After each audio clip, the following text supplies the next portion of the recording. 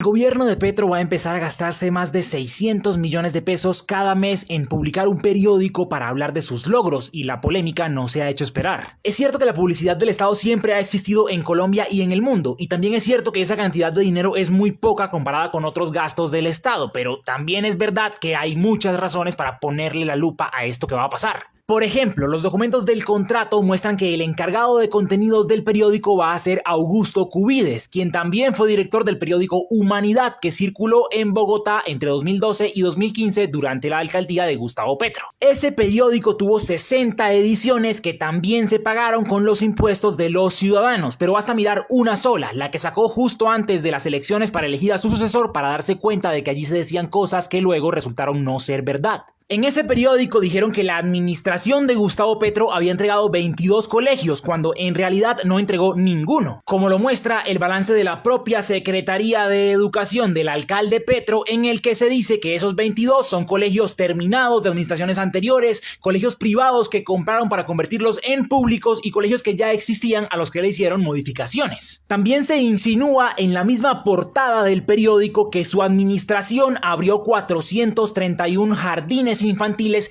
nuevos, cuando en realidad solamente abrieron 6 según un informe que hizo la Contraloría Distrital. Y valiéndose de esa misma retórica confusa, dan a entender que le resolvieron la vivienda a más de 30.000 familias pobres, cuando en realidad, según el mismo informe de la Contraloría, lo hicieron con menos de 3.000. En materia de movilidad, ese periódico decía que ya estaba lista la troncal de Transmilenio por la avenida Boyacá, que hasta el sol de hoy en Bogotá no existe. De hecho, la licitación de ese proceso frustrado se hizo literalmente el último día del gobierno de Gustavo Petro, y la siguiente administración lo suspendió argumentando que no estaban bien hechos los estudios. Además, decían que la obra del cable aéreo en Ciudad Bolívar iba a demorarse 3 meses en comenzar, pero en realidad, en medio de denuncias de corrupción, se demoró 1 año en hacerlo. Y también presentaron el tren de cercanías que conectaría a Bogotá con Facatativá y Soacha como si ya fuera un hecho, pero en realidad no lo era, al punto de que la siguiente administración también pudo cortarlo porque no estaba nada asegurado ni amarrado jurídicamente.